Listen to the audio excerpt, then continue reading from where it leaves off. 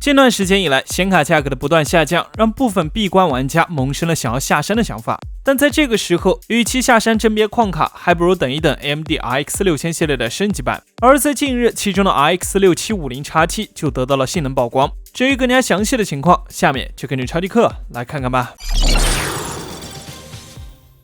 作为 RDNA 架构下的加强版 ，RX 6050XT 系列的对手其实就是 NVIDIA 的 RTX 30 Ti 系列。而近日，其中的主流款 RX 6750XT 的性能测试也被曝光了，测试对手正是 AMD 自家的 RX 6700XT。首先，我们简单回顾一下两款显卡的规格参数。在规格方面 ，RX 6700XT 和 RX 6750XT 均是基于主流的 Navi 22XT 核心打造，采用台积电7纳米制程工艺，拥有40个计算单元和2560个流处理器。同时，在显存方面，二者均是配备了位宽为192bit 的12GB GDDR6 显存。不过 RX 6750XT 还是做出了部分升级，显存速度从原有的16Gbps 上升到了18Gbps，而这样的升级能带来更高的带宽和加速频率。不过这也意味着显卡功耗会略有提升，也就是 RX 6750XT 的功耗从 RX 6700XT 的230瓦提升到了250瓦。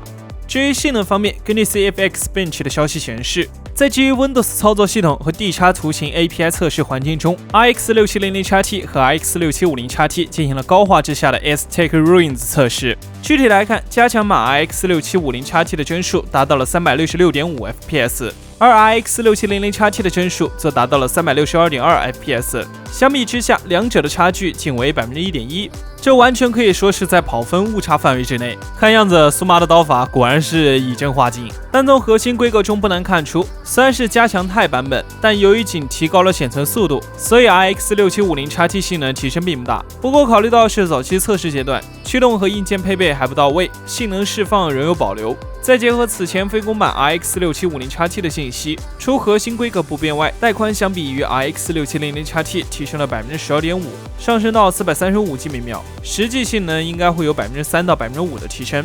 当然，新卡的性能提升其实并不重要，关键是能够方便为玩家们更好的甄别矿卡，避免踩雷。